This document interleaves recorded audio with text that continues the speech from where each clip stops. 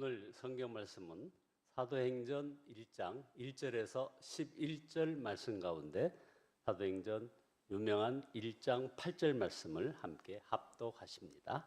사도행전 1장 8절 말씀입니다. 오직 성령이 너희에게 임하시면 너희가 권능을 받고 예루살렘과 온 유다와 사마리아와 땅끝까지 이르러 내 증인이 되리라 하시니라. 아멘. 폭염 중대경보가 연일 발령되고 있습니다. 이 한 주간 건강에 유의하시고 8월 7일에는 금요일에는 가을이 시작되는 입추이오니 그때까지 여러분 인내하시고 승리하시기 바랍니다. 오늘 사도행전 시리즈를 시작합니다. 사도행전은 본래 누가복음과 한 책이었습니다. 상하로 되어 있던 것이 누가복음, 사도행전으로 구분이 된 것입니다.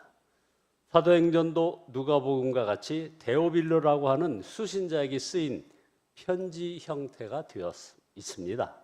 그러나 특별히 사도행전이라고 구별된 이유는 사도들의 행적이기 때문입니다. 엄밀히 말하면 사도가 아니라 성령의 행적, 즉 성령 행전입니다. 왜냐하면 사도들은 성령이 아니고서는 권능 있는 증인이 될 수 없었을 것이기 때문입니다. 오늘 본문을 보면 예수님께서 부활하신 후에 제자들과 40일간을 함께 하셨습니다.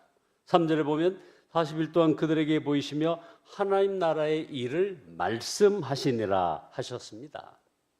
하나님 나라는 하나님의 통치와 다스림을 뜻합니다. 하나님이 통치하시는 영역은 개인이라는 사적인 영역을 뛰어넘습니다. 그 영역은 가정, 공동체, 그리고 나라, 열방을 포함합니다. 그러나 이 세상은 죄로 인해 하나님과 사람 사이의 통치는 깨어지고 무너졌습니다. 이 세상에 존재하는 온갖 분열과 전쟁과 탐욕, 그리고 죽음은 바로 그 결과입니다. 그래서 예수님이 깨어진 세상을 회복하시기 위해서 십자가에서 죽으시고 부활하신 것입니다. 완전한 회복이 이미 부활을 통해 이 땅에 시작되었습니다. 그러나 그것이 온전히 사람과 이 세상 가운데 역사하려면 필요한 것이 있습니다.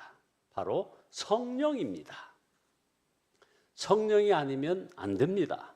성령이 반드시 임하셔야만 합니다. 그래서 예수님은 4절에 기다리라고 하신 것입니다. 사도행전 1장 4절에 사도와 함께 모이사 그들에게 분부하여 이르시되 예루살렘을 떠나지 말고 내게서 들은 바 아버지께서 약속하신 것을 기다리라 했습니다.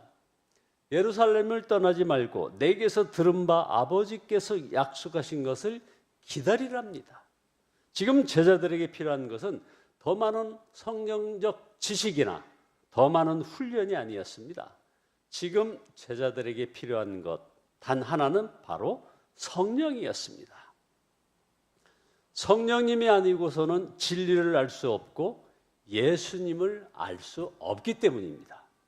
그리고 성령을 통해서만 그분을 더 깊이 알 수 있습니다. 성령님이 오셔야만 담대하게 예수님을 증언할 수 있고 복음을 증거할 수 있습니다. 성령님이 임한 자의 특징은 예수님을 증언하는 데 있다는 것입니다. 그래서 오직 성령이 임하시면 어떤 일이 벌어집니까? 권능을 받습니다. 권능을 받으면 뭐 사업에 성공하고 부자가 됩니까? 그게 아니라 땅끝까지 이르러 그분의 증인이 된다는 것입니다. 그래서 오늘 본문 낭독한 것처럼 오직 성령이 너희에게 임하시면 너희가 권능을 받고 예루살렘과 온 유다와 사마리아와 땅끝까지 이르러 내 증인이 되리라 하시니라. 왜요? 성령은 보혜사, 옹호자이신데 바로 예수 그리스도를 증언하시는 그런 분이기 때문입니다. 그렇다면 내가 성령을 받았는지 아닌지 어떻게 합니까? 내가 예수님을 증언하는가? 예수님을 증언하지 않으면 견딜 수 없는가? 그래야 내가 예수님의 영광을 드러내는가? 나의 영광, 나의 나라가 아니라 그분의 영광, 그분의 나라와 그분의 살아계심을 나타내는가? 이것이 성령의 권능을 받은 증거입니다. 그래서 권능을 받아서 복음을 전하면 수천 명이 회심하기도 하지만 권능이 임하면 스데반처럼 돌에 맞을 위기 속에서도 담대하게 예수님을 증언하는 것입니다. 이 증인이라는 단어는 헬라 히브리어로 마르티스라는 말에서 나왔는데 이것을 영어로는 마르타이어, 순교자가 나왔습니다. 다시 말해 수천 명이 회심하는 것도 성령의 권능이지만 순교하기까지 두려워하지 않고 증언하는 것도 성령의 권능의 역사라는 겁니다. 새로운 교회들이 개척되고 부흥하는 것도 권능이지만 한 교회에서 오래도록 인내하며 신실하게 하나님을 예배하고 증언하는 것도 권능입니다. 예수님이 떠나가시고 남겨진 제자들에게 필요한 것은 단지 위로가 아닙니다. 그들에게 필요한 것은 성령이 함께 하신다는 확신, 성령의 권능과 능력, 성령의 그 영감과 인도하심, 그리고 죽기까지 순교하는 담대함과 인내였습니다. 이 모든 것이 오직 성령 안에서 약속된 것들입니다. 오직 성령으로만 가능한 일입니다. 자, 여러분은 성령을 받으셨습니까? 회심 이후에 성령의 권능이 임하셨습니까? 중요한 것은 언제 혹은 받은 그 시기가 아닙니다. 회심할 때 받았느냐, 회심 이후에 성령 충만을 받았느냐, 그것이 중요한 것이 아니라 성령의 능력과 권능이 내게 있느냐, 이것이 중요합니다. 여러분, 성령이 충만하게 임하면 증인이 됩니다. 요한복음 16장에서 보혜사가 오시면 그가 나를 영화롭게 할 것이다 라고 말씀하셨습니다. 쉽게 말해 성령이 임하면 이전과는 다른 사람이 될 것이라고 말씀하고 있습니다. 성령이 임하면 그 사람은 그 사람인데 예전에 그렇지 않았던 자로 바뀔 것이라는 겁니다. 우리의 존재가 바뀌고 하나님이 우리를 통해 하시고자 했던 일들이 우리를 통해 이루어지는 것입니다.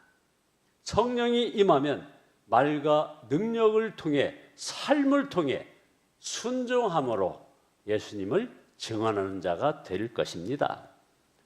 며칠 전만 해도 제자들은 도망치고 숨어 있었습니다. 며칠 전만 해도 엠마오로 가던 두 사람은 그냥 낙담하고 절망하고 두려워했습니다. 며칠 전만 해도 베드로는 부인하고 욕을 했습니다. 예수님을 모른다고 저주하며 부인했습니다. 며칠 전만 해도 도마는 난 보지 않고는 믿을 수 없다고 했습니다. 며칠 전만 해도 겁에 질려 있던 이 사람이 오늘 갑자기 하나님의 성령으로 덧입게 되면서 담대함을 갖게 됩니다. 내적인 변화가 일어나고 평범했던 이들이 비범한 자들이 됩니다. 평범한 자들이 어떻게 비범한 자들이 되었을까요? 오직 성령으로만 가능합니다. 오직 성령이 임하시면 증인이 됩니다.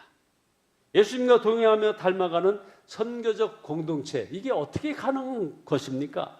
오직 성령으로만 가능한 것입니다. 그 증거가 바로 이 사도행전입니다.